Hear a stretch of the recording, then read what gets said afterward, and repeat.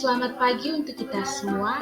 Hari ini kita akan membahas materi peran pelaku ekonomi dalam kegiatan ekonomi. Sebelum kita mulai pelajaran hari ini, saya akan memperkenalkan identitas saya terlebih dahulu. Perkenalkan, nama saya Apolonia Mugiwea, biasa dipanggil Leni. Saya mahasiswa semester 3 Universitas Flores, Fakultas Keguruan dan Ilmu Pendidikan, Program Studi Pendidikan Ekonomi. Nah, kita masuk ke materi pelaku ekonomi. Pelaku ekonomi merupakan semua pihak, baik perorangan maupun organisasi yang melakukan kegiatan produksi, distribusi, dan konsumen. Nah, produksi adalah cara membuat barang dan bagaimana jasa dilakukan.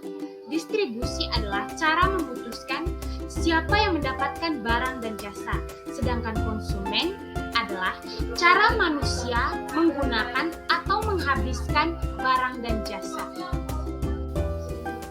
Nah, selanjutnya kita masuk ke jenis dan peran pelaku ekonomi.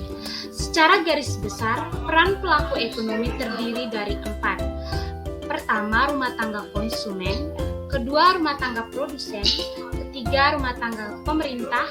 Keempat, rumah tangga masyarakat luar negeri.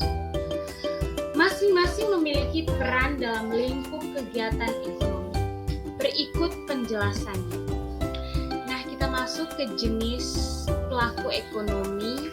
Yang pertama yaitu rumah tangga konsumen. Apa itu rumah tangga konsumen?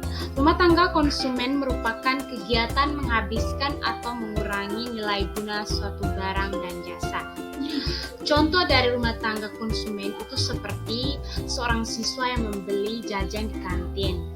Kedua, seorang ibu yang membeli sayur di pasar. Yang keempat, seorang kakak yang menerima imbalan berupa sewa karena sudah menyewa lahan. Nah, kita masuk ke peran rumah tangga konsumen, yaitu pertama, menerima penghasilan dari lembaga keuangan.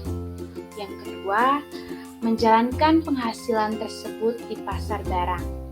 Dan yang ketiga, menerima penghasilan dari barang produsen atau perusahaan. Yang kedua, apa itu rumah tangga produsen? Rumah tangga produsen merupakan rumah tangga yang memiliki peran penting dalam masyarakat. Nah, rumah tangga produsen berperan memproduksi barang atau jasa.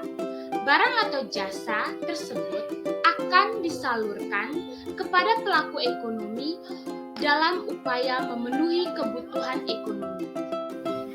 Selanjutnya, peran rumah tangga produsen, yaitu pertama, sebagai penghasilan barang atau jasa.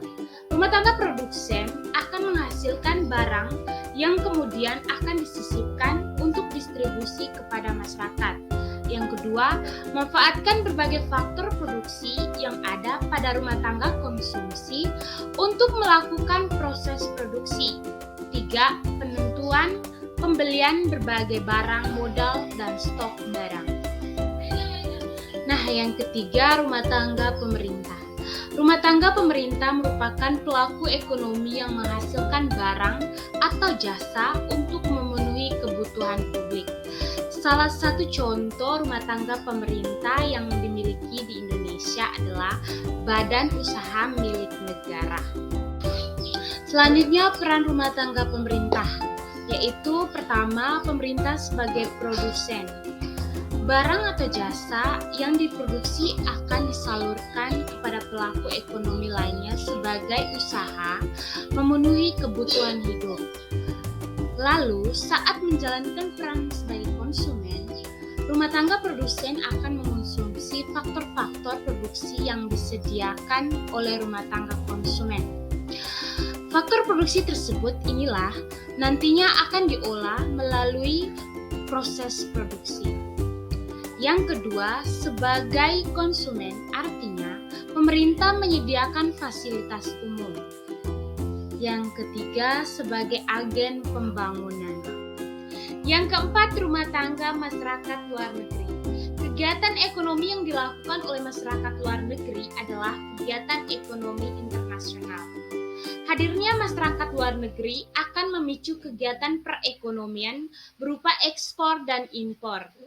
Kemudian pemerintah dapat memperoleh devisa dari kegiatan ekspor dan impor tersebut. Devisa adalah salah satu sumber pendapatan negara yang dapat menstabilitas sektor keuangan dan pertumbuhan ekonomi.